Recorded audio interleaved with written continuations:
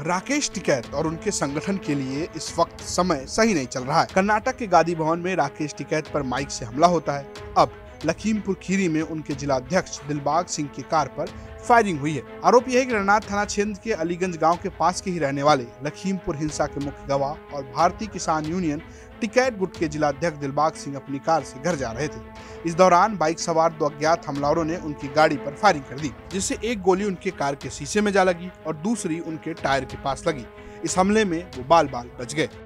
रात में हम 9:30 बजे करीब घर पे आ रहे थे और पीछे से बाइक सवार दो आदमी आए और पहला फायर जो किया है गाड़ी के टायर पे किया है। गाड़ी मैंने रोक ली।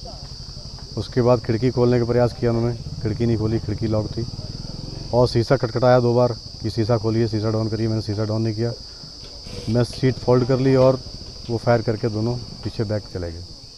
जो हमलावर थे सामने से आए थे या पीछे से? नहीं, पीछे से आए थे, गाड़ी के पीछे से आ रहे थे, सामने को नहीं। आपको सिक्योरिटी दी गई है, उसमें क्या कहेंगे? हाँ, सिक्योरिटी दी है, लेकिन कल मेरे पास सिक्योरिटी नहीं थी। वो घर पे उसका बच्चा बीमार था और गोला गया था और उसके बाद वो आ गया। जब तक ये कांड हुआ उसमें मौके पे नहीं था, लेकिन आ गया आधे घंटे बाद। ये घटना बीती रात किस समय थी? ये 9:30 बजे की घटना है रात में। अच्छा, तिकोनिया हिंसा कांड से भी आपका कुछ मामला जुड़ा है, क्या है पूरा मामला? मैं उसमें मुख्य गवाह हूँ तिकोनिया कांड में, और जो किसान अंदर बंद जेल में और जो पीड़ित परिवार हैं सबसे मुलाकात होती रहती है, क्योंकि जिले के मुखिया कारण तो सब कुछ मिलना पड़ता है। और अटैक हुआ है, बहुत बाल बचे हैं।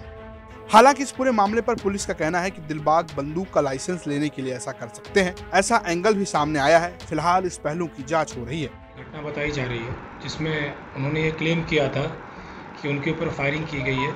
3 फायरिंग उन्होंने बताई, पिछली टायर पे 1 फायरिंग और 2 फायरिंग दाहिनी तरफ से वो बता रहे हैं अज्ञात लोगों ने किया। तत्काल मौके पे पुलिस, क्षेत्राधिकारी सभी लोग पहुँचे। उन लोगों ने मौके पहुंच करके उसका मौका मुआयना किया। उसके बाद FIR रात में पंजीकृत कर ली गई है अज्ञात व्यक्तियों के विरुद्ध। इस घटना पे तफ्तीश बहुत ही डिटेल्स में हम लोग कर रहे हैं। घटना की गंभीरता को देखते हुए मैं स्वयं उस मौके पे गया था। मौके पे जाने के बाद कई सारे ऐसे पहलू जिस पे हमने बहुत ही सूक्ष्म तरीके से जांच पड़ताल शुरू कर दी है। लखनऊ में FSL की टीम बुलवाई गई है लखनऊ से, जो इसके बैलिस्टिक रिपोर्ट देगी। जो भी गन शॉट फायरिंग हुई हैं उसकी बैलिस्टिक रिपोर्ट्स हम लोग मंगवा रहे हैं। कल तक हमें पास वो रिपोर्ट आ जानी चाहिए। इसी के साथ साथ उन्होंने जब उनसे पूछताछ हुई तो उन्होंने 2 व्यक्तियों का नाम बताया था जो आखिरी वक्त उनके साथ थे, और घटना से चंद मिनट पहले उन्होंने कहा कि उन 2 लोग, छोटू और जितेंद्र वर्मा, इन 2 लोगों को उन्होंने अपनी कार से उनके घर पर ड्रॉप किया है। उसके बाद वो मुश्किल से 600-700 मीटर आगे गए हैं और फिर उसके बाद ये घटना बताई जा रही है। उन 2 लोगों से मैंने अभी बातचीत स्वयं की है। उन 2 लोगों ने बिल्कुल विरोधाभासी बयान किए हैं। उन लोगों ने ये बात भी बताई है कि लगभग 2 महीने पहले इसी व्यक्ति ने इन लोगों को ऐसी किसी घटना करने की बात स्वयं से बताई थी।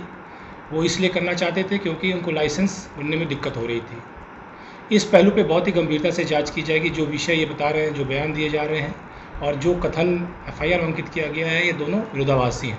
इस पर ये भी बहुत ही गंभीर जाँच का विषय है।